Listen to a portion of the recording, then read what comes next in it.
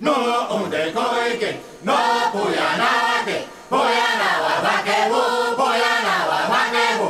No unde koike, no puyanawake, puyanawa vakebu, puyanawa vakebu. No kano panare, panare, roko vai jaike, jai. E gostaria de iniciar, assim, pedindo para o Solon Brito do Nascimento, que vai nos contar sobre o Centro Eclético Flor de Lótus Iluminado.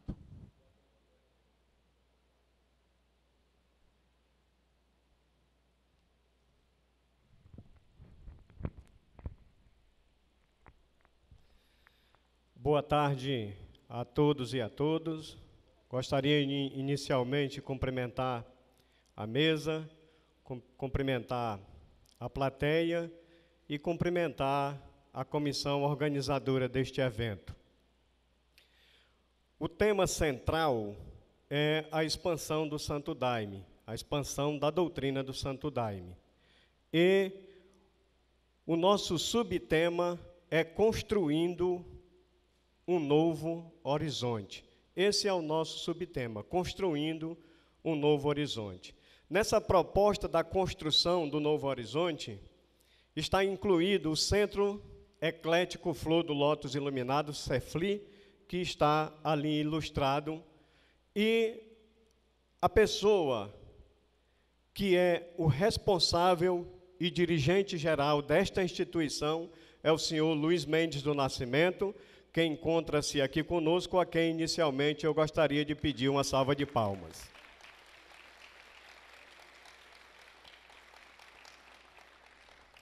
Luiz Mendes do Nascimento ingressou na doutrina do Santo Daime em 1962. Nesse ano, ele teve o contato com o fundador dessa missão, o senhor Raimundo Irineu Serra. E ele, já de pronto, ingressou a este batalhão, o batalhão da Rainha da Floresta. Portanto, foram 9 anos de convivência e aprendizados com o mestre Irineu. Durante esse período, ele recebeu do próprio mestre 2 responsabilidades dentro da doutrina.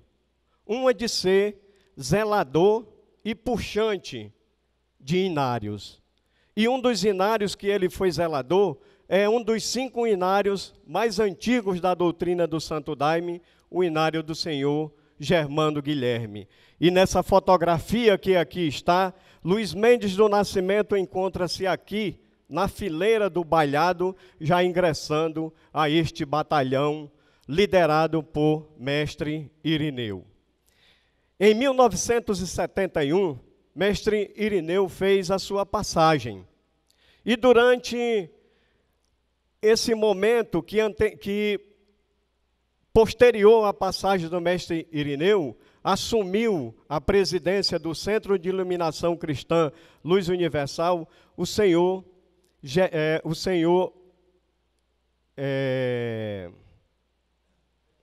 Leôncio Gomes. Posteriormente, o senhor Leôncio Gomes, alguns anos depois, também fez a passagem e Luiz Mendes do Nascimento passou por um determinado período juntamente com o padrinho Sebastião Mota. Retornando ao ciclo, feito a passagem de Leôncio Gomes, assumiu o Francisco Fernando Filho, o Tetel, assim como ele assessorou Leôncio Gomes, ele também passou a assessorar o Tetel. O Tetel também fez a sua passagem e ele mesmo, ele próprio, assumiu a presidência do Centro de Iluminação Cristã Luz Universal, lá no Alto Santo. Já na presidência do senhor Luiz Mendes do Nascimento, no ano de 1992, ele idealizou um sonho, que era o sonho de realizar o centenário do nosso mestre, os 100 anos de convívio do nosso mestre dentro da doutrina do Santo Daime. E aí, nesse momento, de acordo com a expansão da doutrina do Santo Daime, foram reunidos em uma única festa os 3 segmentos dessa sagrada bebida: o Santo Daime, a União do Vegetal e a Barquinha.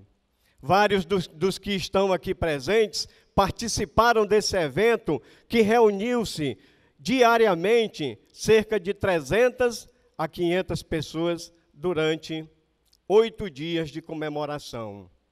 Devemos, é claro, dar destaque especial à presença do Ceflures, que nesse evento foi a organização que trouxe o maior número de participantes.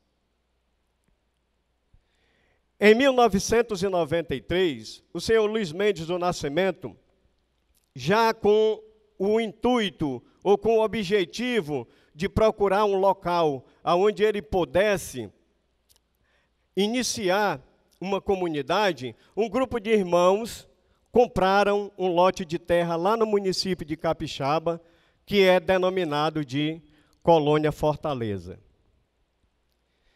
Em 1994, o senhor Luiz Mendes do Nascimento fez a sua primeira viagem, juntamente com um pequeno grupo de pessoas, foi para o sudeste do país.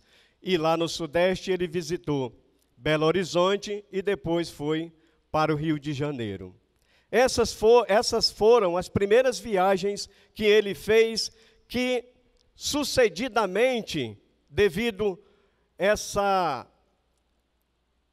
coisa que ele sempre teve, que é a de expandir a doutrina do Santo Daime, de ser a favor da expansão do Santo Daime, ele passou então comumente fazendo algumas viagens, levando aquilo que ele sabe melhor, que foi uma missão dada a ele lá no passado, que é de ser o orador oficial da doutrina do Santo Daime. E nesse contexto de oratória, ele sempre leva consigo a mensagem do mestre Irineu, uma mensagem de paz, de amor, de harmonia. Essas são as mensagens que ele carrega por onde ele vai e por onde ele passa. Em 1998, já depois que a gente estava iniciando a Colônia Fortaleza, ele teve que se transferir do Alto Santo para essa localidade. Como não daria para ele levar consigo o centro que ele presidia na época, ele teve que criar uma nova instituição. E aí, então, foi criado, nesse ano, o Centro Eclético Flor do Lótus Iluminado. Quando Luiz Mendes chegou na Colônia Fortaleza, um dos seus principais objetivos era de criar uma comunidade sustentável. Uma comunidade sustentável dentro do contexto em que nós que estávamos morando lá pudéssemos ter a nossa agricultura familiar, a agricultura de subsistência, mas que não esquecêssemos, em hipótese alguma, de estar plantando a rainha e o jagube, porque essas são os componentes essenciais para a confecção do Santo Daime. E ele mesmo foi o primeiro a plantar os primeiros pés de rainha e os primeiros pés de jagube lá na Colônia Fortaleza. E hoje, a Colônia Fortaleza, graças a Deus, ela é, nesse sentido, ela é autossustentável.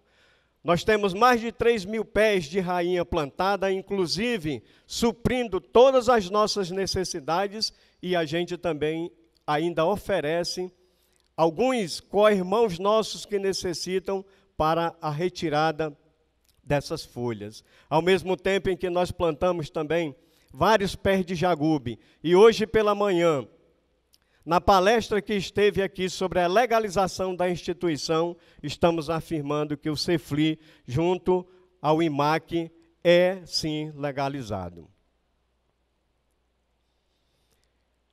No ano de 1999 para o ano de 2000, a Fortaleza já estava contando com as suas mínimas estruturas necessárias para o segmento da doutrina.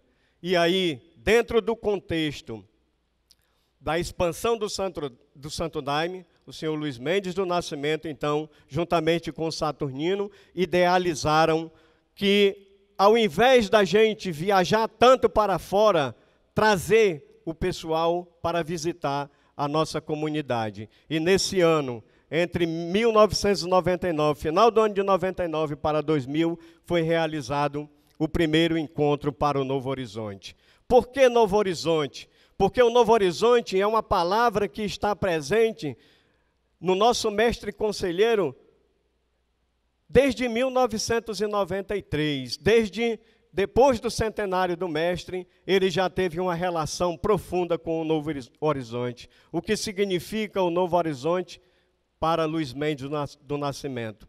O Novo Horizonte é um novo tempo, é uma nova era, é uma nova dimensão.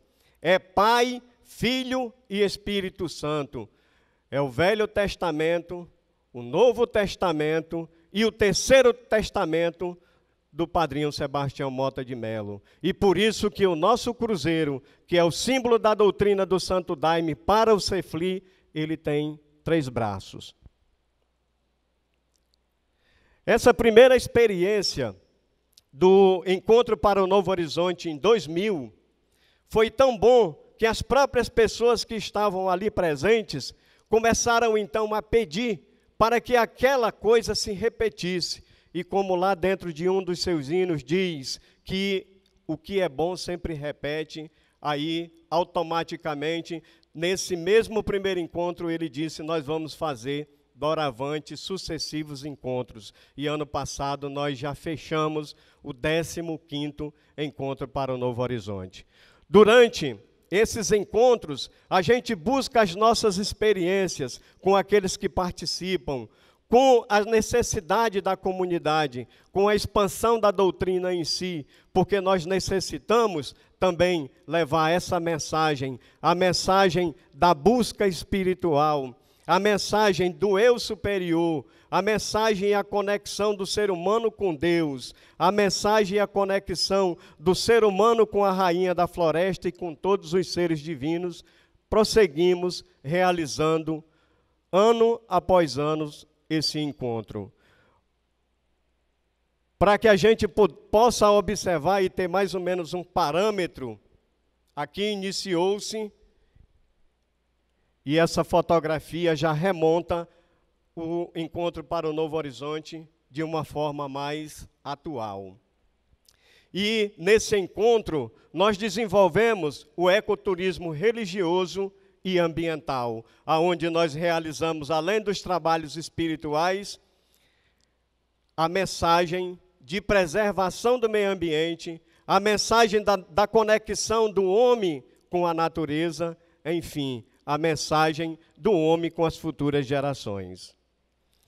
Dentro dessas experiências ambientais, a gente realiza trabalho de curas, onde demonstra ali na primeira fotografia um trabalho de cura divino, um trabalho de cura com resultados satisfatórios no final, que é os chamados que hoje à noite nós estaremos realizando lá no Bujari, numa das instituições ligadas a nós, esse mesmo trabalho na noite de hoje. Ao mesmo tempo em que a gente realiza o trabalho ecológico com parque ambiental, com caminhadas por dentro da floresta, com trabalhos realizados dentro da floresta, muito bonito, muito fino, quem participa gosta, e dos que são frequentadores desse encontro, muitos retornam outras vezes por gostarem muito e se sentirem muito bem pelas mensagens que é recebido durante esse período. Devido a essas experiências que a gente tem adquirido ao longo do tempo, estamos dando destaque também para os intercâmbios culturais. E dentro desses intercâmbios culturais, nós destacamos agora a presença dos chais, que vêm para o nosso encontro, dão a sua participação e nos convidam também para a gente ir nas aldeias e da mesma forma como é de lá para cá, também é daqui para lá, porque a gente também visita as aldeias e realiza o nosso trabalho junto às aldeias, e por isso a gente tem feito muita amizade com esse povo. Muitos do que estão participando desse evento já estiveram dentro das festividades desse encontro para o Novo Horizonte. Dentro dos intercâmbios culturais, a gente realiza teatro, a gente realiza apresentações conforme ilustra essas duas fotografias. E, por último, nós vamos passar a todos vocês os nossos principais desafios. O nosso primeiro desafio é o crescimento que nós estamos tendo ao longo desses 14 anos fazendo esse encontro para o Novo Horizonte. Porque a cada ano o número de pessoas dobram. E por isso a gente procura todos os anos manter ou tentar criar a estrutura mínima necessária para atender as pessoas que visitam a Fortaleza durante esse período e durante todo o período anual. Como conseguinte, devemos também destacar que todos esses eventos realizados pelo CEFLI, todos esses eventos realizados na liderança do senhor Luiz Mendes e na liderança do Saturnino, não têm fins lucrativos, porque tudo demanda em torno do próprio evento. E muitas das vezes, o que a gente consegue arrecadar durante esses encontros não dá para complementar as despesas que são contraídas nele, mas depois a gente nos une e a gente sempre consegue nos arrumar entre nós mesmos. Mas devemos destacar que nós não temos fins lucrativos com isso, porque o próprio Luiz Mendes, ele não tem esse objetivo. Como base da Fortaleza, nós temos a preservação do meio ambiente. É uma área de terra pequena, mas quem chega na Fortaleza, quem visita a Fortaleza, quando você olha para o entorno da Fortaleza, que você vê tudo desmatado, e quando você entra dentro da Fortaleza, como se você estivesse entrando dentro de um outro ambiente, onde preservamos a lei e utilizamos todos os espaços que são nos oferecidos pela legislação ambiental desse país. Ao mesmo tempo que nós temos também como objetivo principal, aí esse sim é o nosso objetivo principal, é abrir-se à diversidade. O que significa o termo abrir-se à diversidade? Significa respeitar todas as linhas, significa respeitar todos os irmãos, significa respeitar a nossa doutrina na sua essência, porque nós também temos o objetivo de preservar a identidade. E qual é a nossa identidade? É a identidade do nosso fundador desta doutrina, o senhor Raimundo Irineu Serra. Portanto, a base da nossa comunidade é, sim, o Santo Daime. A base da nossa comunidade é os inários da doutrina. A base da nossa comunidade é o senhor Raimundo Irineu Serra, a rainha da floresta e todos os seres divinos. Mas somos abertos a todas as linhas, sem preconceito e sem discriminação, porque assim nós aprendemos com o próprio Mestre.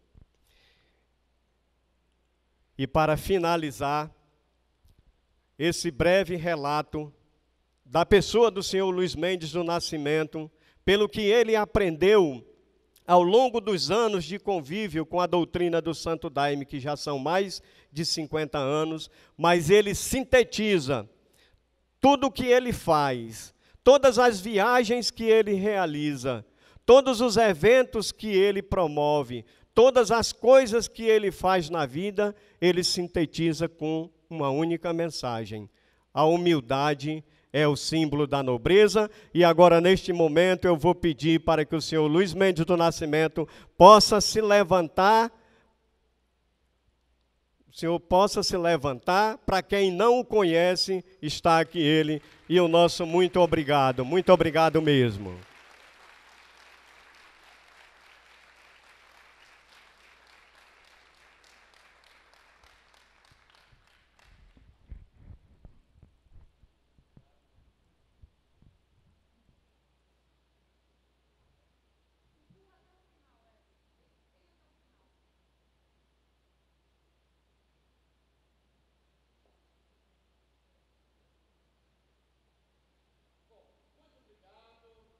agora funciona.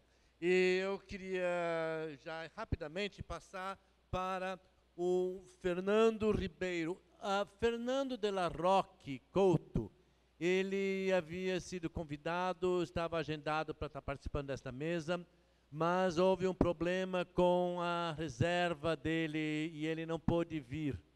Então, assim, gentilmente, o nosso outro Fernando, ele aceitou de tomar esse lugar rapidinho, sem muito direito a preparo, nada, mas tenho certeza que vai ser hiper interessante. Por favor, Fernando. Então, muito boa tarde a todos. Primeiramente, eu queria agradecer essa oportunidade de poder estar aqui hoje. Como o Eduardo falou, não houve muito tempo assim para fazer uma preparação, como seria ideal, né?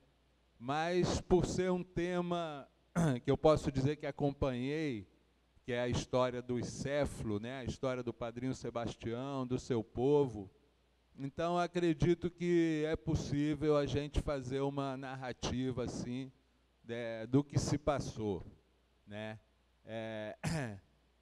O Padrinho Sebastião Mota, só para colocar assim de uma maneira mais clara, eu particularmente conheci o Santo Daime no ano de 85, no Rio de Janeiro, quando era o início da expansão. Já são 32 anos de caminhada, graças a Deus entrei e nunca saí. Então, durante todo esse tempo eu acompanhei, né, fiz várias viagens aqui para o norte. No ano de 88 eu vim morar aqui no Céu do Mapiá, morei aqui durante 13 anos.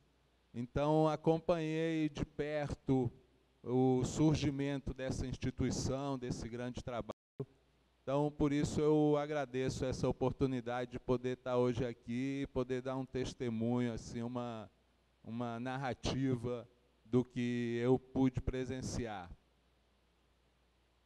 O Padrinho Sebastião Mota também, como o senhor Luiz Mendes, como foi falado aqui, também conheceu o Santo Daime na casa do mestre Raimundo Irineu Serra, né, onde ele teve seu aprendizado, seus inícios dos seus estudos, e esse aprendizado ele consagrou dentro do seu inário até o final da sua vida, da sua jornada aqui no plano terreno, né? No início dos anos 70, teve início o trabalho do Padrinho Sebastião na Colônia 5000, aqui perto de Rio Branco. E no início, assim, era um trabalho, como se diz, era um trabalho familiar, era um grupo pequeno que estava reunido, mas com o passar do tempo, pela própria força, pela própria beleza da condução e dos trabalhos, esse grupo foi crescendo e com o tempo surgiu, então, essa necessidade de ser criada uma instituição, né, uma organização assim que pudesse falar em nome desse trabalho. Então foi criado nesse momento o Ceflures, que é o Centro Eclético da Afluente Luz Universal Raimundo Irineu Serra, dentro de uma organização pequena ainda. Nesse mesmo período começou o crescimento, começou a chegar mais gente dentro da casa do Padrinho Sebastião. Ele, num determinado momento, convidou a Irmandade a realizar, dar um passo assim bastante importante, sério naquele momento, que foi a criação da comunidade. Convidou os irmãos a virem morar juntos, trabalhar junto, e ali então teve início esse grande, podemos dizer assim, o grande sonho do Padrinho Sebastião de construir uma nova vida, de construir um novo sistema. Foi tudo começado ali ainda na Colônia 5000. Com o decorrer do tempo, ele decidiu, evidentemente, para quem toma o Santo Daime, a gente sabe que, especialmente aqueles que têm um grau espiritual, a gente recebe uma grande orientação espiritual para os passos que vão sendo dados, né? E o Padrinho Sebastião, então, foi convidado a levar o povo dele mais para perto da floresta, mais para perto da natureza. Então, eles se mudaram no final dos anos 70 para o Seringal do Rio do Ouro, que também é aqui perto da região aqui do Acre. Passado algum tempo, houve alguns problemas lá no Rio do Ouro com questão de terra, houve umas questões com pessoas que se diziam os donos daquela terra, e com isso, então, ele decidiu se mudar ainda para um outro lugar e conseguiu autorização, então, para se estabelecer nas cabeceiras do Igarapé, do Mapiá.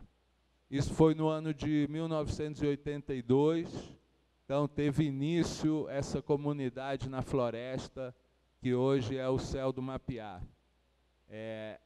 Nesse mesmo período, no ano de 82, foi quando começaram as primeiras pessoas a trazer o Daime, a levar o Santo Daime para fora da Amazônia, para as cidades aqui no Brasil, né? Isso é uma coisa até interessante de deixar claro, assim, que não foi o povo da floresta que foi para as cidades procurando ou anunciando nada, mas foram pessoas do mundo aí, das cidades como eu e outras pessoas, que conheceram o Santo Daime, vieram aqui para o norte para aprender a trabalhar, para conhecer essa grande escola espiritual, e pediram então a permissão para poder levar essa medicina da floresta para o mundo, considerando assim que muitas doenças do mundo moderno, muitas doenças da humanidade, teriam nessa medicina sagrada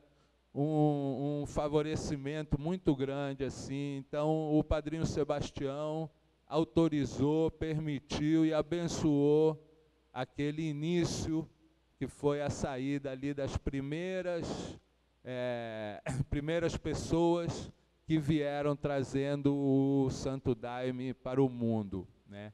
Começou de uma maneira pequena, pequenos grupos ali no Rio de Janeiro, Mauá, Brasília, e com o passar do tempo, esses grupos foram crescendo, até que, num determinado momento, houve assim, as autoridades, né, o governo brasileiro, começaram a perceber o crescimento dessas comunidades. Então, houve um tempo assim de um trabalho pela legalização, pelo reconhecimento, pela conquista de um espaço legal na sociedade brasileira para poder trabalhar com tranquilidade, para poder expandir esse conhecimento. Então, nesse momento, ontem, inclusive, houve aqui uma palestra onde foi falado muito sobre esse processo da legalização, que realmente foi um momento muito importante. Eu também acompanhei as primeiras vindas da comissão do CONFEM, que veio aqui no norte, veio ao Céu do Mapiá, e posso dizer que o povo do Padrinho Sebastião participou também ativamente desse processo, dessa luta aí pelo reconhecimento e pela legalidade do Santo Daime no Brasil, né?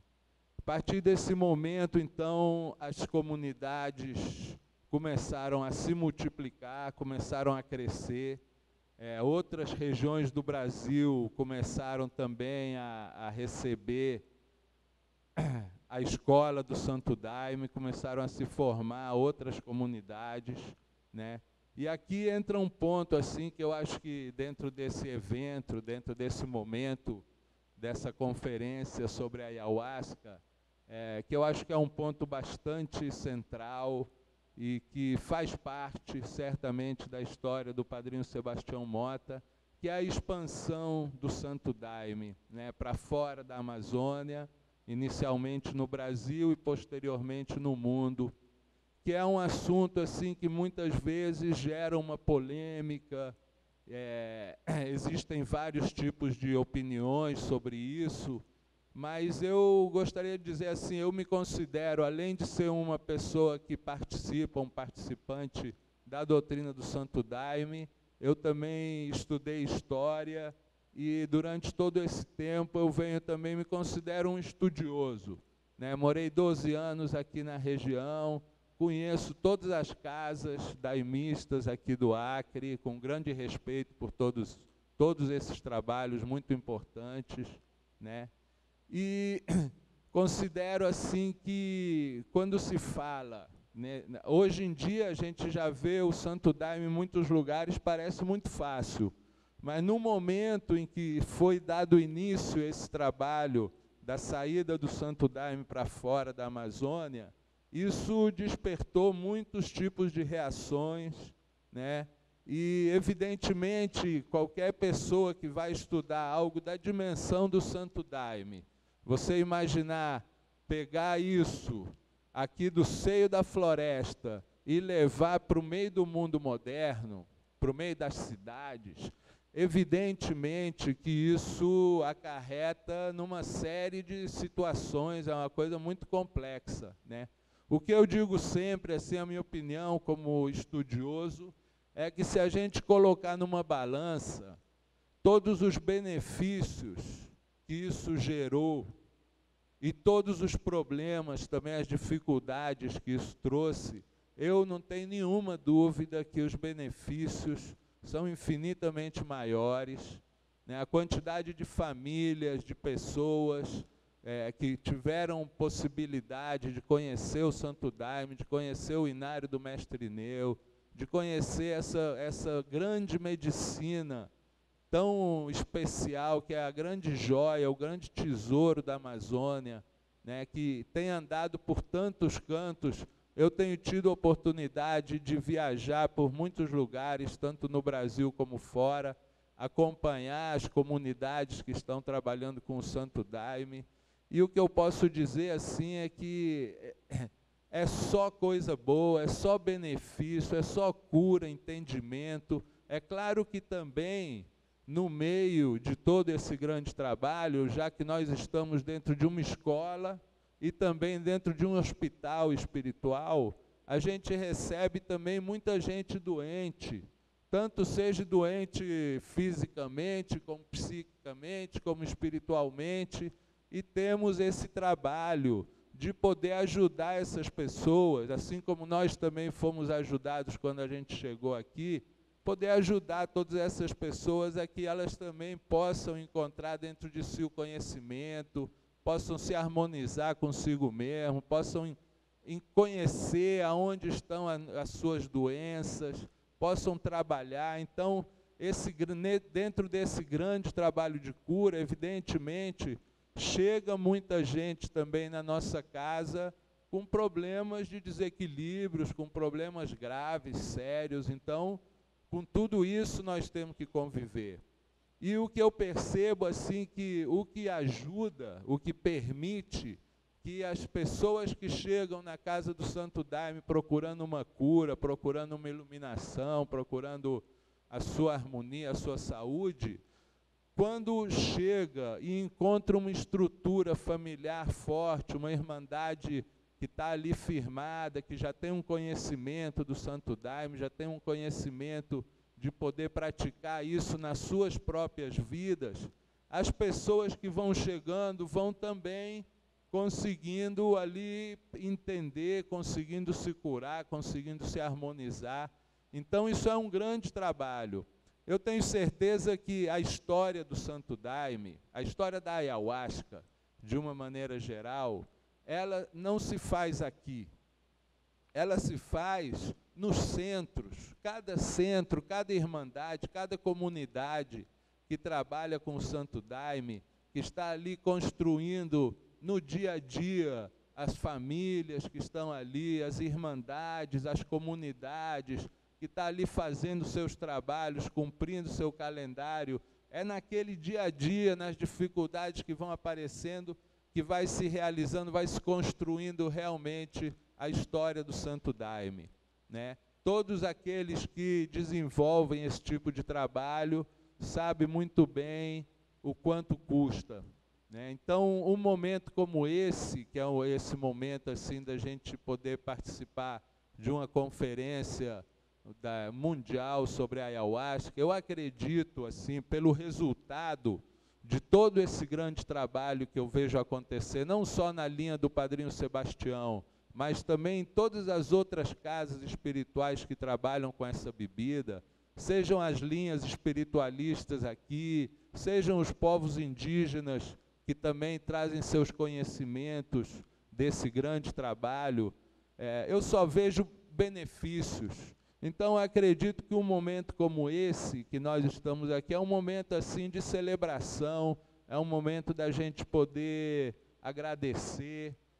Eu, particularmente, vi, quando eu cheguei aqui as primeiras vezes em 85, o que era a realidade do Santo Daime naquele tempo, né? Pessoas humildes, a gente tinha que pegar uma carona lá na estrada de Porto Acre, depois caminhar 4 quilômetros ali no ramal para chegar lá na colônia, onde haviam aquelas casinhas simplesinhas, cobertas de palha, parede de paxiúba, fazia aquele trabalho, aquele povo simples, né? E hoje a gente poder estar vendo aqui na Universidade Federal do Acre, com presença de autoridades políticas, com cientistas, pessoas ligadas ao universo da ayahuasca, a gente ter chegado nesse porte que nós estamos hoje, eu acredito assim que é um momento de muito agradecimento e de celebração por tudo que aconteceu, né?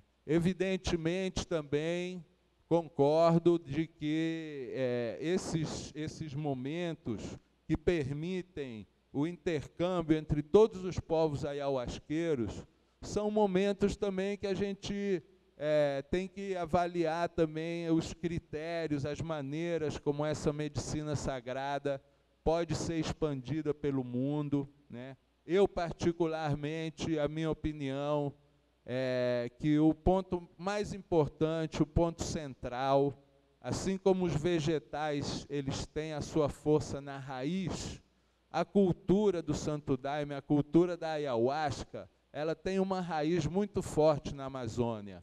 Muitos povos daqui têm já de muitas gerações um trabalho que vem sendo desenvolvido. Então, a minha segurança, quando eu vejo centros sendo formados, expandindo, crescendo, é justamente a conexão com a raiz, com alguma raiz. Não tem uma raiz que é a única raiz certa. Existem muitas raízes da cultura da ayahuasca na Amazônia. E eu acho muito importante todos os grupos que trabalham com essa planta poderem ter essa ligação muito forte com a raiz dessas culturas aqui na floresta.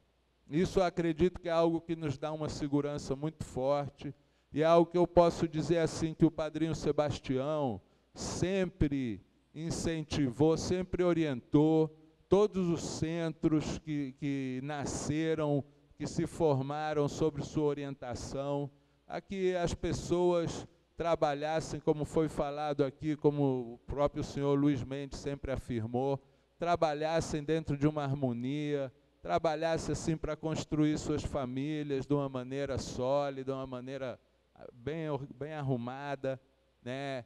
E que todos também procurassem ter essa conexão direta aqui com a floresta, com a raiz.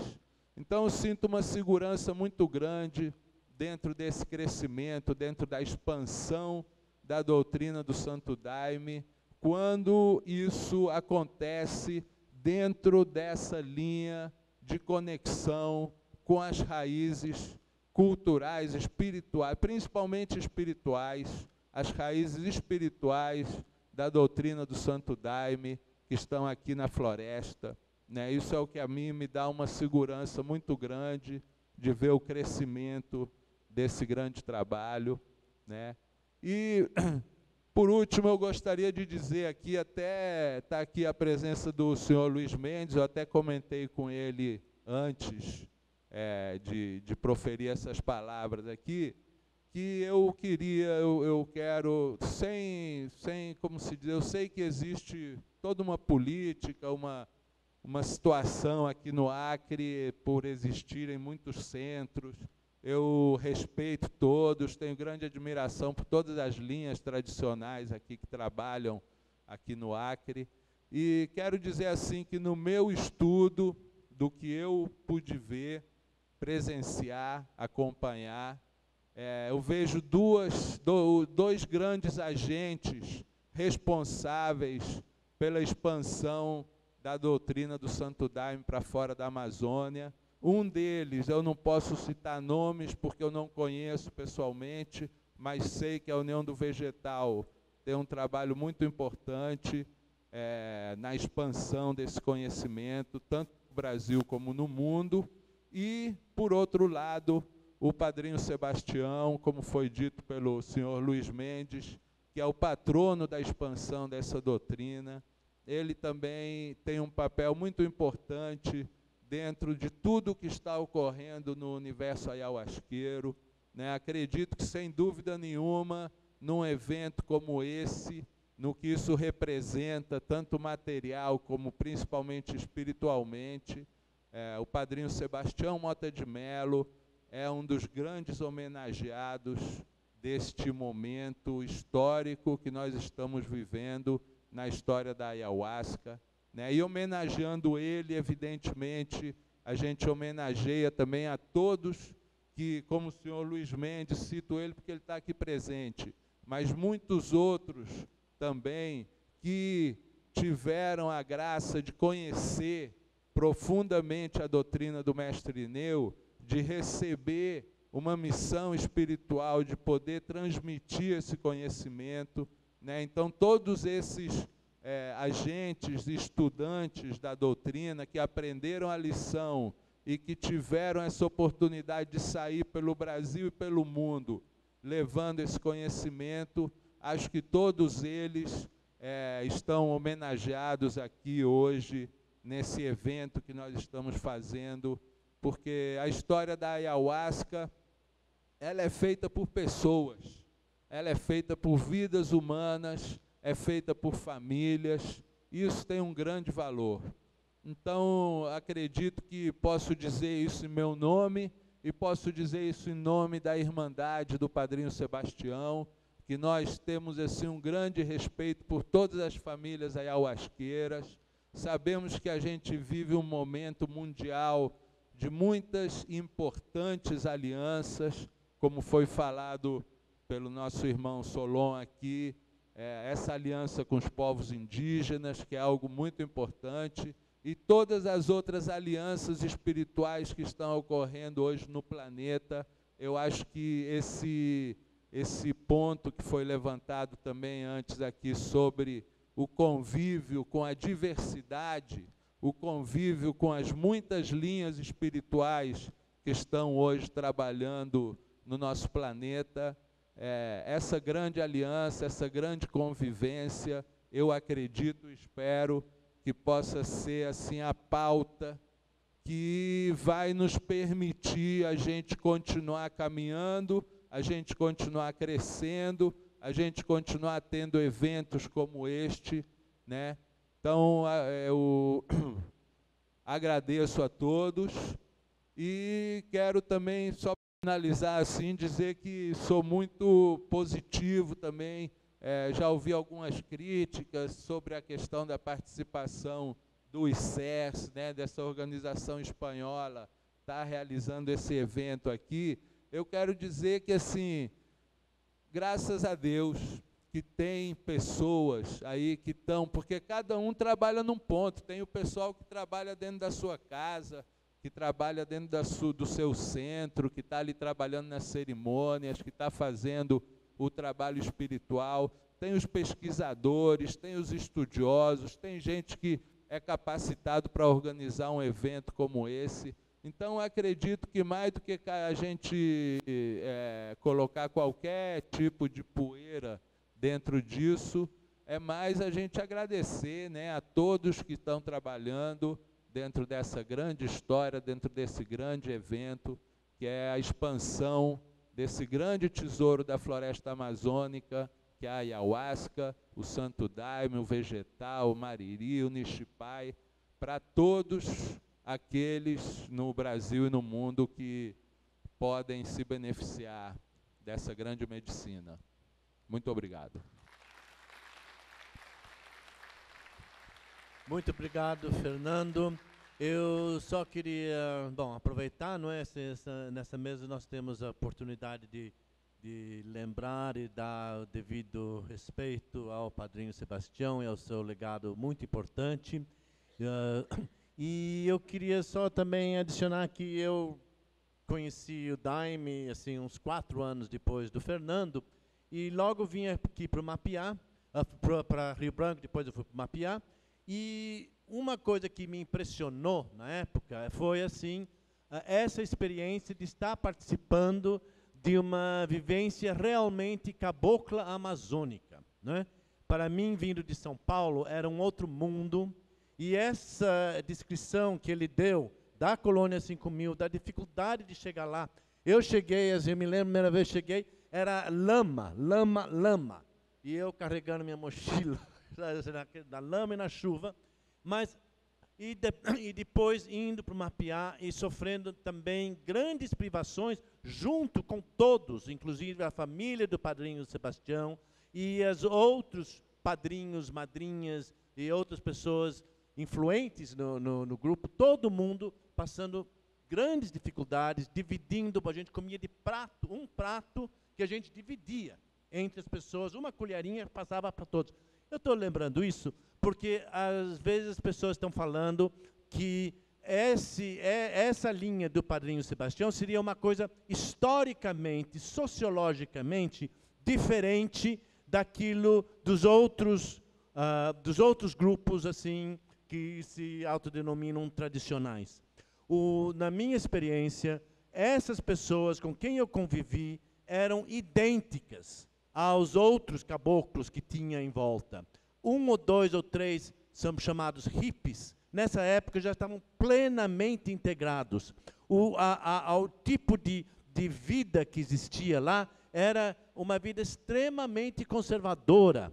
O discurso do Padrinho Sebastião era o discurso clássico do líder carismático de um movimento religioso ecológico, voltado para restaurar os valores da floresta. O discurso do Padrinho Sebastião era um discurso, aí eu estou tirando qualquer conotação pejorativa da palavra, mas era um discurso extremamente conservador. Ele estava querendo conservar aqueles valores que estavam vivos à sua volta. A gente deve lembrar isso, não deve ficar cego pelas mudanças que ele introduziu, porque eram dentro do espírito da época. Bom, isso daí não sou eu que vou falar agora sobre isso, mas só reforçando a ideia de que, claramente, esse é um movimento absolutamente genuíno e nascido localmente. Agora eu queria passar para o Juan Carlos, que vai nos contar mais um pouco dessa história. Juan Carlos. Muito obrigado.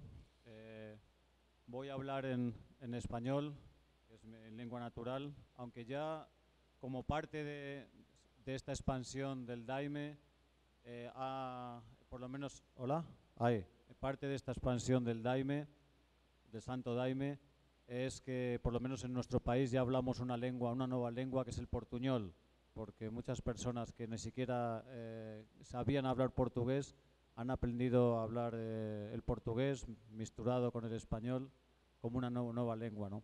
Esa parte precisamente de la lengua es algo importante, ¿no? Ahora estaba viendo lo que decía Edward sobre si para la gente imaginar para la gente de Sao Paulo, si para la gente de Sao Paulo, del sur de Brasil, llegar a la floresta era como ir a otro planeta. pues para la gente de Europa o de Japón o de Estados Unidos o de otros países, llegar a la Floresta es como estar en otra galaxia, ¿no? Está muy, muy lejos, ¿no? En otra cultura, otro idioma, inclusive otra religión. Entonces, lo que yo quería un poco explicaros es la importancia de este movimiento de expansión, que yo considero que el del Santo Daime junto a la Unión de Vegetal es el mayor movimiento de expansión mundial del uso de la ayahuasca hasta ahora, ¿no? Entonces, desde que llegaron aquellos hippies, aquellos movimientos de los años 70, mediados de los años 70 hasta ahora, nosotros consideramos que hay casi 3 generaciones, ¿no? Yo me considero de la segunda generación de extranjeros que llegaron a conocer la luz del Santo Daime aquí al estado de Acre, al Amazonas, a Mapiá, al Yuruá, a muchos sitios, ¿no? Entonces, una cosa que me llama, que también comentando siguiendo un poco el hilo del compadre Fernando, de esa historia, es explicar lo primero que esta expansión nunca fue provocada desde dentro, sino que fue buscada por la gente, por las personas que llegamos en su día a probar esta bebida, ¿no? A la luz, buscando, unos por accidente, otros buscando, otros eran viajeros. Entonces fue un poco la necesidad de estas personas de llevarse la escuela a casa, ¿no? Yo siempre hablamos del Santo Daime como una escuela espiritual, ¿no? Una escuela donde uno va aprendiendo paso a paso, lección a lección, todo lo que nos va enseñando, ¿no? Entonces, claro, cuando uno vuelve a su país, vuelve a su casa, vuelve a su familia, con sus amigos, de un lugar que queda a 10.000 kilómetros de distancia, 5.000, a 2.000, 3.000, muy lejos, muy caro. En aquella época todavía mucho más lejos, ¿no? Porque ahora las comunicaciones han mejorado mucho. La primera intención era llevarte esa escuela, esas cosas que uno ha ido aprendiendo, ¿no? Cómo tomar primero el daime, cómo canalizar la fuerza, cómo cantar, cómo tocar una maraca, cómo procesar las curas, las concentraciones, lo que uno va aprendiendo, ¿no? Y luego cómo dar y distribuir a los hermanos, a los amigos, a la gente, ¿no? Ese es el primer factor, el motor, quizás el motor de esa expansión espiritual, de esa expansión del daime, que es lo que nos llevó a todos a continuar esta doctrina allí al otro lado del mundo, ¿no? Cuando yo estaba hablando de que me considero como una parte de esta segunda generación, porque la primera generación fueron, bueno, lo que hemos hablado, ¿no? Los compañeros de Fernando, las personas que establecieron las primeras iglesias fuera de Brasil. Para los que no lo sepan, siempre hablamos de extranjeros, casi la gente que llegó de otros lados del país, ¿no? Porque extranjeros aquí en la Floresta en aquella época a veces no se distinguía muy bien si venías de São Paulo, de Río de Janeiro o de Portugal, ¿no? Era una sensación siempre que compartíamos las primeras personas que llegamos acá, ¿no? La primera expansión que salió hacia las ciudades de Brasil se transcurrió más o menos por los años, a principios de los años 80, cuando el Santo Daime salió de la Floresta, de la colonia 5000, llegó en primer lugar a Río de Janeiro, a Ceudomar, y después llegó a Brasilia y a Mauá, Vizconde de Mauá, donde se establecieron las primeras iglesias, ¿no? Entonces aquellos, como alguien comentaba antes, aquellos hippies que llegaron en aquellos primeros momentos, pues volvieron a sus ciudades ya transformados con esa vocación de líderes, ¿no? De querer mostrar al mundo de dónde venían y lo que había acontecido allí en la Floresta, ¿no? Yo llegué más o menos a finales de los años 80, también aquí gracias a mi hermano que vivió primero en la colonia 5000 y después en el cielo de Mapiá durante unos cuantos años. Fue el que llevó la primera vez en el año 1987, el Santo Daime a España, y allí comenzó, pues prendió de esas veces mágicas que vivimos la primera vez un grupo de personas y casi todos quedamos cogidos en el corazón por la luz de esta bebida, ¿no? A la vez, otras personas ya del ámbito terapéutico estaban ya trabajando con la bebida por otros sitios. Creo que debemos mucho a la ciencia, a los científicos, los terapeutas, que son los que siempre han apoyado y hicieron sus primeras experiencias siempre del lado del Santo Daime para ver y seguir estudiando esta bebida, ¿no? Entonces, allí de las primeras veces, cuando comenzamos realmente a tomar el Santo Daime en aquellos años 80, lo hacíamos de una manera muy informal, muy hippie. Poníamos cintas de música, de los himnos del Mestrineo, Padrino Sebastián, luego mezclados con música de New Age.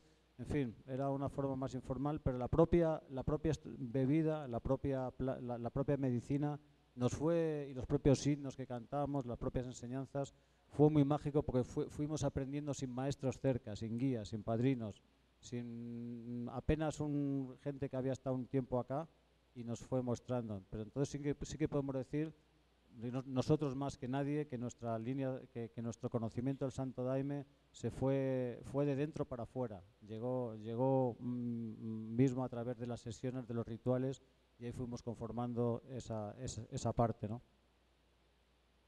Una de las cosas, de los primeros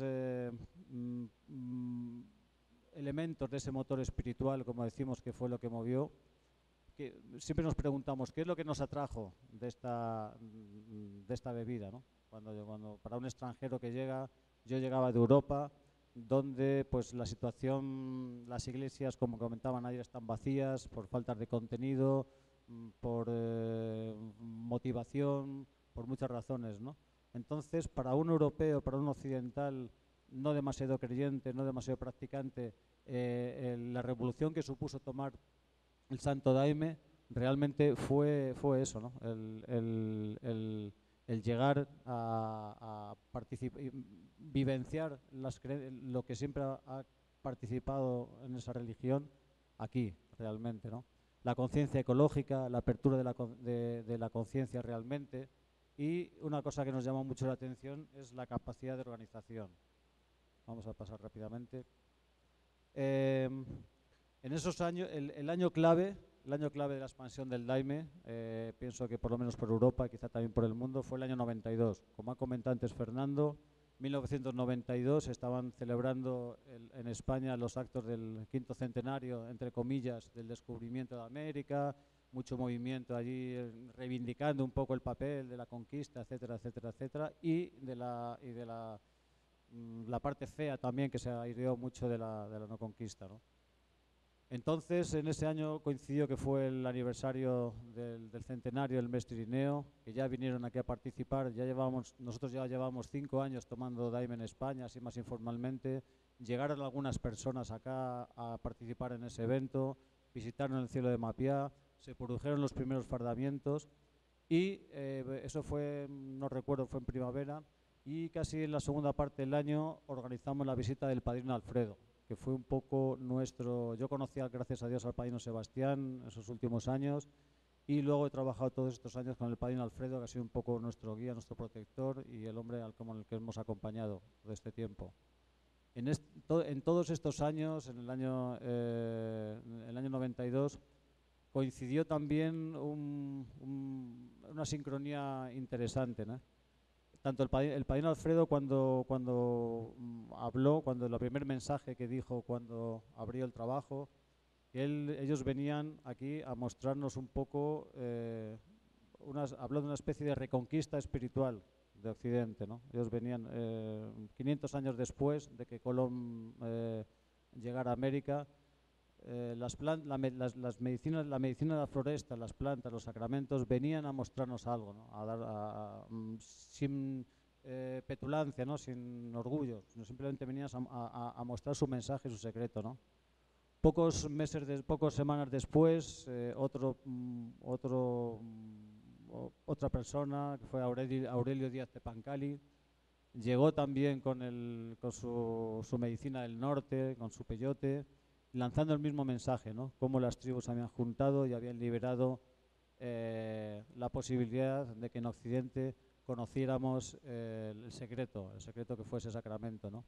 Entonces, de alguna manera se convirtió como en una relación de ida y vuelta, ¿no? De repente, 500 años después, nos encontramos cuando se celebraba el centenario del Mestre Irineo, cuando en Río de Janeiro se celebraba aquella conferencia de Eco 92, que supuso para muchos ecologistas también una nueva era de la conciencia ecológica en el mundo. El Santo Daime llegó a Europa y empezó la expansión por el mundo, ¿no? Ahí el padrino Alfredo hizo varias ceremonias donde había apenas un grupo de fardados y una comitiva y mucha gente, 100, pues primero 50 personas, luego 100, luego 150, luego 200, y la cosa empezó a crecer de una manera exponencial. De España pasó inmediatamente por varias ciudades, Madrid, Ibiza, Barcelona, etcétera, y de ahí comenzó la expansión por Europa. Llegó a Holanda, llegó a Italia, y empezó un movimiento durante un montón de años en el que se multiplicaron los trabajos, las visitas, etcétera, ¿no? Entonces fue una cosa bien rápida, fue como quien prende una mecha y va corriendo mucho, de una manera potente.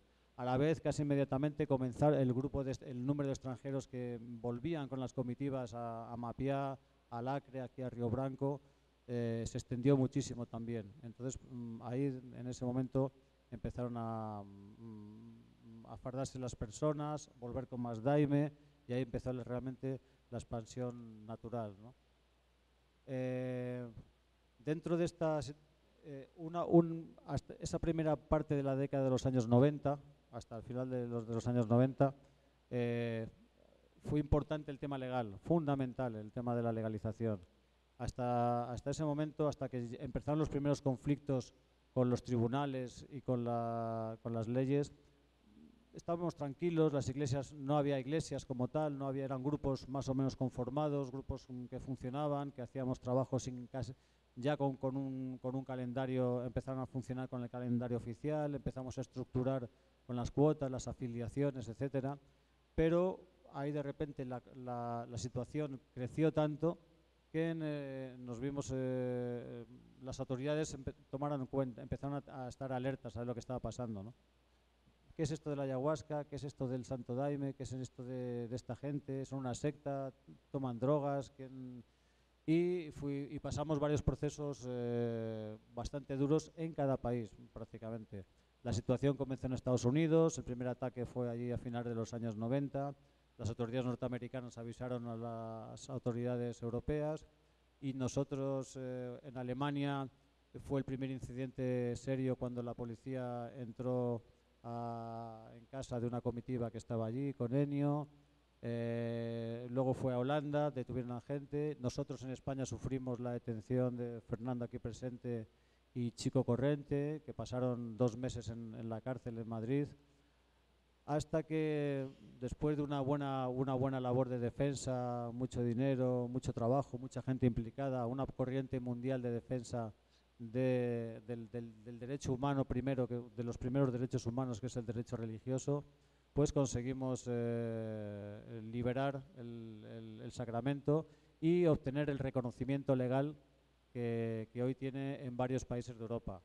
Actualmente el Santo Daime está reconocido como iglesia, con derecho a hacer los rituales, facilitando daime a los socios, a los afiliados, con sus templos y sus lugares de práctica reconocidos en 3 países, son España, Holanda e Italia. En otros cuantos países ha habido procesos también, en la mayoría se han cerrado positivamente, Inglaterra, Inglaterra, Portugal, etcétera. Hay varios países donde se está trabajando por el tema legal y otros países donde está habiendo algunos problemas, donde el Santo Daime pues seguimos luchando por esa legalidad. Las iglesias están, nosotros funcionamos exactamente, quería haber puesto unas fotos, no sé si es posible ponerlas. Las iglesias nosotros funcionamos, nuestro sistema de funcionamiento allá es un sistema igual que aquí, tenemos un sistema de afiliación con personas afiliadas, registradas. Los centros mantenemos una ligación muy fuerte con la matriz aquí en Brasil, con la iglesia matriz, que es ICEFLU, antiguamente era CEFLURIS. Y nuestro sistema, en la mayoría de los sitios hacemos el calendario oficial de 15, 30 más las fiestas, recibimos comitivas, realizamos giras y la obtención de los recursos es a base de afiliaciones por parte de los fardados, más las contribuciones que se hacen en los trabajos, y una parte ayudamos a sostener la estructura local y otra parte la mandamos aquí para ayudar a la estructura de la organización de ICEFLU, ayudar a las escuelas de las comunidades, ayudar a los hospitales, ayudar en los proyectos de replantío de la floresta, del abastecimiento, etcétera, ¿no? Nuestra mayor lucha está ahora con el tema de conseguir la importación legal. Estamos con muchos recursos en muchos países. Incluso tenemos un recurso presentado ante el Tribunal de Derechos Humanos de Estrasburgo pidiendo que el derecho a nuestra libertad religiosa sea contemplado frente a cualquier otro derecho, porque no es la paradoja que tenemos en España y en varios países es que tenemos derecho a facilitar la bebida, el Santo Daime, mas no tenemos derecho a importarla. Entonces, nuestra pregunta es, si ustedes nos dejan practicar nuestro culto y nuestro sacramento, dar nuestro sacramento, ¿cómo que lo vamos a traer, ¿no? Estamos en esa pelea con las autoridades, pero siempre de cara, siempre exponiendo todo, estamos, como decimos, en el escaparate, en la frente, sin hacer nada. No queremos trabajar nada contra la ley de ningún país, nada contra nada oculto, ni nada extraño, ¿no? Ya para acabar solamente, ya va el tiempo rápido, comentar que en esta parte así del futuro que estamos contemplando, es un momento de alianzas, es un momento, defendemos desde el Santo Daime más actualizado de este siglo XXI, es un Santo Daime en el que trabajamos en alianza con otras líneas ayahuasqueras, con las líneas tradicionales, con los científicos, porque creemos que esta conferencia es una buena muestra de esta confluencia de todas estas líneas espirituales y científicas y materiales, que solamente la unión en esta alianza es la que puede hacer la fuerza, la que podemos conseguir que todos juntos el reconocimiento de esta bebida, de la práctica y del buen uso de la ayahuasca como una luz para el mundo. Y creo que todos los que están aquí, venir aquí no ha sido una casualidad, ha sido difícil, ha sido un trabajo, pero era el sitio que teníamos que estar. Todos los acreanos, yo estaba hollando, estaba viendo el salón. Allí cuando en Europa hacemos trabajos de encuentros europeos, donde nos juntamos 300, 400 personas, la mayoría blancos, blanquitos, así, relucientes. A veces hay algún caboclo, hay un pequeño grupo de brasileños y demás. Cualquier acreano debería sentirse muy, muy, muy orgulloso de ver cómo todo el mundo, un montón de personas de medio mundo, japoneses, americanos, holandeses, que ni siquiera, para los españoles es más fácil, pero para personas más lejos, cantando en portugués, cocinando el feijão, colocando en el mapa, reconociendo los árboles, trabajando con la cultura de la floresta, tomando rapé, preparándose para los trabajos y viendo cómo la cultura amazónica básicamente se está implantando, ¿no? Cuando vienes aquí a la floresta les ves sufrir a los blancos con las picaduras, con las dietas y demás, y todo por continuar con este trabajo del Santo Daime, de la expansión de esta línea espiritual que gracias al padrino Alfredo se está cada vez extendiendo más por todo el mundo. Pues muchas gracias y estamos aquí dispuestos para las preguntas que sean. Muito obrigado, Juan Carlos. Eu recebi uma mensagem pedindo para que a gente encerrasse pontualmente às 4h15. Temos ainda uns 20 minutos, e então está aberto para pessoas que queiram fazer perguntas. Vamos ouvir várias pessoas e responder em bloco. Bom, alguém... Bia? Tem alguém com microfone para levar lá? Tá. Então, por favor, quem quiser, venha fazer uma pergunta aqui.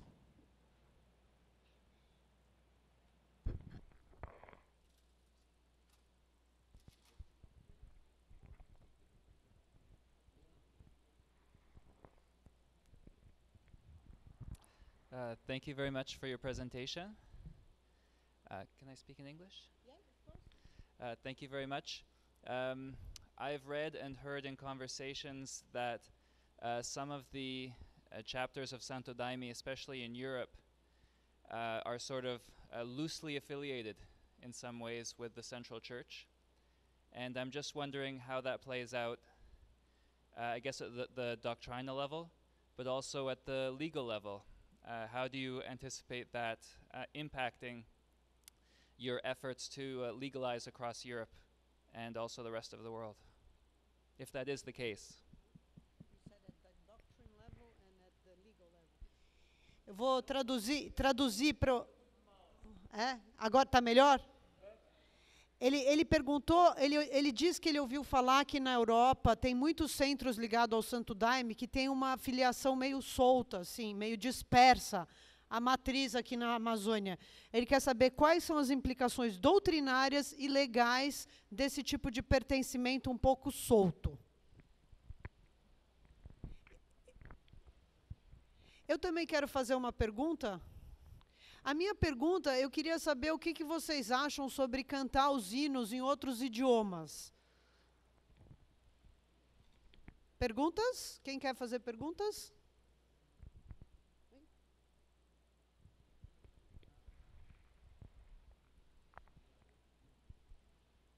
Fala o seu nome, por favor. Joaquim. Eu sou pajé, formado. Eu moro no município de Feijó. Meu nome é Joaquim. Eu faço pergunta a nós, como indígena, nós trabalhamos, quando nós tomamos daime, quando a pessoa está doente, quando está perto de morrer, ele vai ficar bom. Agora, não sei se vocês fazem do mesmo jeito também, como nós fazemos também. Quando a pessoa está perto de morrer, nós faz reza a ele, nós tira a duri dele, para ele ficar bom, nós chupa, nós tratamos as pessoas. E nós estamos formados. Eu estou com 66 anos de idade que eu trabalho, eu sou formado, qualquer um. Eu sei trabalhar, muita gente me procura, só que vocês ainda não me conhecem. Meu nome é Joaquim, eu trabalho bem em Feijó, e muita gente me procura. Eu sei trabalhar bem, muita gente vão me atrás. Ainda hoje me comunicaram, seu Joaquim, tu está onde? Nós estamos precisando de você. Você é um pajé forte, nós estamos precisando de você aqui. Mas, infelizmente, eu vim aqui participar junto com vocês e nós trocar as ideias aqui. Felizmente, eu puxo, eu curo.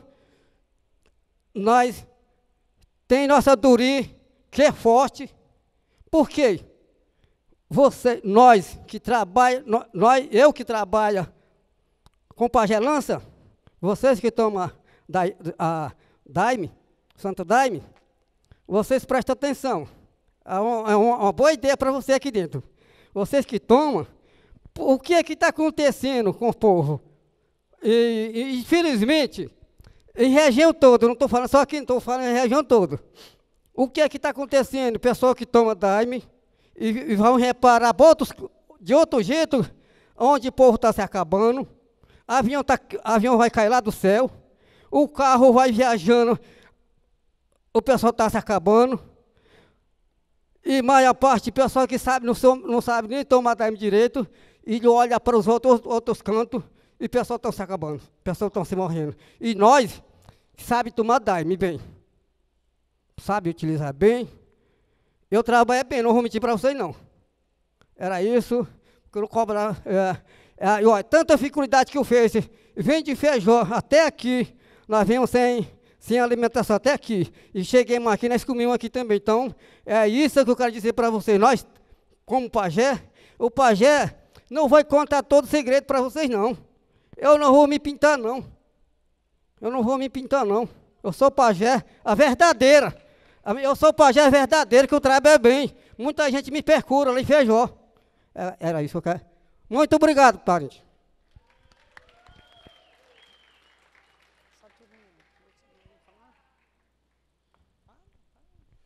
Boa tarde.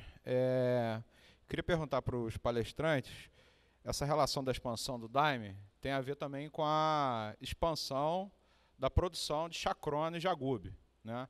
E queria ver como é que está essa discussão, por exemplo, da produção, né, da plantação de jagube e chacrona dentro de Mata Atlântica, por exemplo, né, lá no Sudeste, né? Como é que estão os reinados e como é que está a relação, por exemplo, com o ICMBio da vida, que alega que o jagube é muito agressivo, né? E como é que está acontecendo esse plano de manejo, se isso já está claro ou se ainda está sendo elaborado ainda. Tá? Vamos fechar esse bloco e depois a gente abre outro bloco de perguntas, porque já foram várias. As pessoas podem escolher, assim, responder aquilo que tem mais a ver com elas. Tem alguma coisa, Solon, que você quer falar?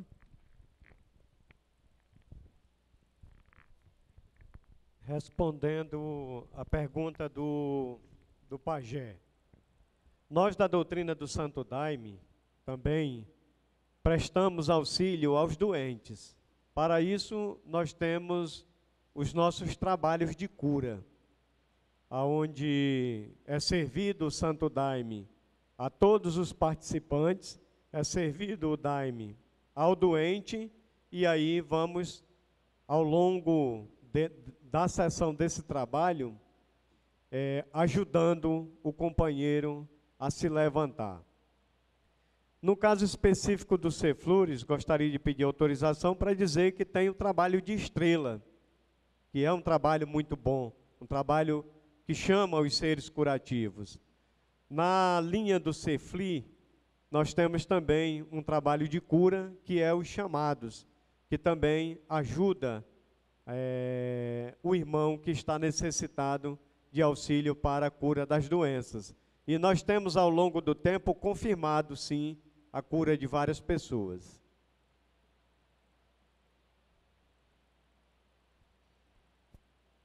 É isso aí. Bom, muito boa resposta. Realmente, com certeza, o Santo Daime, antes de mais nada, é uma bebida curadora, né? Então, com certeza, eu acredito que todas as linhas que trabalham com essa planta, com essa medicina, têm essa linha, esse objetivo de poder ajudar a todos que estão necessitados, né? Quanto à outra pergunta, vamos lá. Sobre a questão dos plantios, era até um assunto que eu ia abordar também, acabou que perdi um pouco essa linha, mas inicialmente os feitios todos que abasteciam todas as igrejas do Santo Daime, eles eram feitos aqui no norte. Mas o próprio Padrinho Sebastião, o Padrinho Alfredo, sempre incentivaram muito o plantio. Então, as igrejas, hoje, os centros daimistas que tem no sul do Brasil, no sudeste, todos têm esse, digamos assim, esse desafio, né? Alguns lugares já estão totalmente independentes nesse sentido, assim, de produção do Santo Daime, já tem seus plantios de rainha, de jagube. Outros estão a caminho disso, mas isso é um desafio que todos os centros daimistas têm, né? Digamos assim, pela experiência do que a gente tem visto, de Florianópolis para baixo, para o sul do Brasil, é bastante difícil pelo clima. Então, as igrejas que tem ali para a região de Porto Alegre, Rio Grande do Sul, Uruguai, Argentina, têm essa dificuldade. De Florianópolis para cima, São Paulo, Rio de Janeiro, Minas Gerais, ali o jagube e a rainha se dá muito bem, né? Tem centros como o pessoal lá de Viçosa, que estão desenvolvendo já um trabalho mais elaborado, mais profissional no trato das plantas. Outros lugares, as próprias pessoas estão aprendendo como se diz, aprendendo no próprio caminhar, né? Aprendendo a plantar, aprendendo a cuidar, mas com certeza isso é um dos desafios grandes de todos os centros daimistas, e todos eles estão procurando se aperfeiçoar nesse sentido, assim, de poder plantar o jagube e a rainha. Sobre a pergunta do estrangeiro, sobre a questão de cantar os hinos em outros idiomas. Foi uma das coisas que me surpreendeu muito as primeiras vezes que eu vi lá na Europa. Me lembro a primeira vez que eu fui num encontro europeu e estava sendo cantado justamente os 4 inários dos companheiros do mestre Irineu, né? O Germano Guilherme, o Antônio Gomes, o João Pereira e Maria Damião. E eu fiquei muito surpreso assim, de ver todos aquele pessoal, aqueles alemães, holandeses, todo aquele povo lá de outra cultura, cantando os hinos, assim, cantando tudo certinho, direitinho. Né? Eles são também muito disciplinados no sentido de estudar, de procurar entender. E sei também que em outros lugares já está ocorrendo essa prática de traduzir os hinos para outros idiomas. Particularmente, tem algum hino, assim, como o Brilho do Sol, alguns hinos que a gente sabe, a gente vê. Outros eu não conheço. O que eu conheço, sim, são pessoas que receberam inários em outros idiomas. E já presenciei trabalhos com esses inários, procurei acompanhar ali e vi uma coisa assim bem genuína, realmente, de pessoas que também tiveram acesso na fonte da doutrina e receberam as suas mensagens já em outros idiomas. Sobre a parte de cantar, eu particularmente não tenho nada contra, mas realmente não conheço. Não posso dizer que eu conheço esse tipo de prática. Eu gostaria de aproveitar também de me endereçar aqui ao nosso amigo, o Pajé. Em primeiro lugar, eu gostaria de agradecer o imenso esforço que a gente reconhece dele e dos outros povos indígenas que estão aqui para chegar até aqui, né? E a honra que dá de ter uma pessoa com um cabedal tão grande de conhecimento aqui para dialogar conosco. Agora, eu quero também dizer que assim a ayahuasca ela é usada, ela tem um significado diferente em diferentes povos, inclusive entre os povos não indígenas, não é? Em primeiro lugar, a gente aqui tem que seguir leis que claramente se colocam em oposição a gente dizer que daime é um remédio. Assim, médico não pode receitar daime. O daime, ele é aceito como uma coisa que ajuda numa cura espiritual. Foi assim que a gente discutiu lá no GT Ayahuasca, não é essa questão da cura, não é?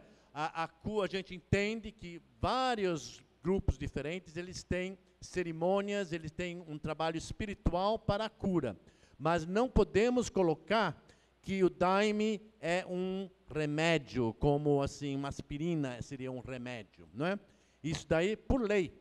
Então, é bastante normal que a gente aqui, a gente usa o daime para essa cura espiritual, mas assim, não temos a pretensão de realmente poder usá-la como remédio, não é? A gente usa tipo 2 medicinas, digamos. Seria bom se a gente tivesse todo esse conhecimento, mas assim, dentro da nossa realidade, a gente trabalha de uma forma um pouco diferente, mas que também creio que a gente deve dar o devido valor, que é um valor espiritual. Sobre a pregunta que hizo la primera persona, decir que como dato así decimos que en Europa más o menos hay unas 50 iglesias o centros de daime abiertos en unos 15 países, y actualmente tenemos una estructura europea que agrupa a unas 1000 personas, entre 1000 y 1200 personas, que pagan una cuota, una afiliación, etcétera. Que eso, no sé, en Brasil creo que está ahí oficiales 2000 o 3000 personas ligadas, ¿no?, oficialmente pagando cuotas, pagando algún tipo de afiliación. En Europa, el último recuento, que fue el último encuentro europeo el año pasado, habría 1200 personas repartidos en 15 y 16 países. Eso significa que por cada persona que esté afiliada puede haber 2 o 3 que están vinculadas de alguna manera, ¿no? Entonces, claro, cada centro tiene una vinculación determinada con la filial, ¿no? Hay centros que trabajan con el Daime, que trabajan con las terapias, que trabajan con determinadas naciones indígenas o con el Camino Rojo, verde, amarillo, X. Entonces, lo importante, lo que queremos nombrar nosotros es que 1 millar de personas fuera de Brasil, en Europa concretamente, porque en Estados Unidos hay mucha gente también, en Japón hay otro grupo grande, en Australia, etcétera, estén trabajando ligados para cualquier emergencia que surja. A veces hacemos recaudaciones pues para ayudar en una obra de estructura en una de las comunidades, para ayudar a algún viejito o a una persona que necesita alguna emergencia, para hacer alguna campaña siempre vinculada a la ecología o la salud y demás.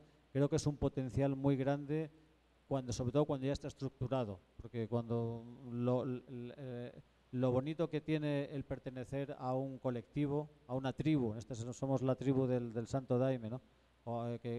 Ligados en torno a unas familias que viven en la floresta, eso dinamiza mucho y ofrece muchas posibilidades pues, para organizar este tipo de encuentros, para ayudar a emergencias, para posibilitar las ayudas a través del Santo Daime, de todas las iglesias del Santo Daime en Europa, han ayudado mucho a la expansión, por ejemplo, de los payés, ¿no? Que nos encanta trabajar y estamos aprendiendo muchísimo con el trabajo de ustedes cuando van a Europa, van allí, porque digamos que es una cosa un complemento que necesitamos, ¿no? Y estamos encantados y dispuestos a aprender mucho, ¿no? Y esa estructura que ha creado el Daime en el mundo está siendo bien aprovechada y compartillada por todos estos pueblos. Los científicos vienen, se acercan, prueban con nosotros, hacen sus estudios, que luego nos favorecen para la hora de presentar en los tribunales para demostrar que esta bebida no es una droga, que esta bebida es una medicina, es un remedio y está para ayudarnos, ¿no? Y luego, a la vez, para abrir las puertas al mayor conocimiento de la gente, ¿no? Bom, são exatamente 4h15, então, seguindo os pedidos, vamos encerrar. E temos 15 minutos, daqui a 15 minutos vai haver outra sessão aqui. Muito obrigado.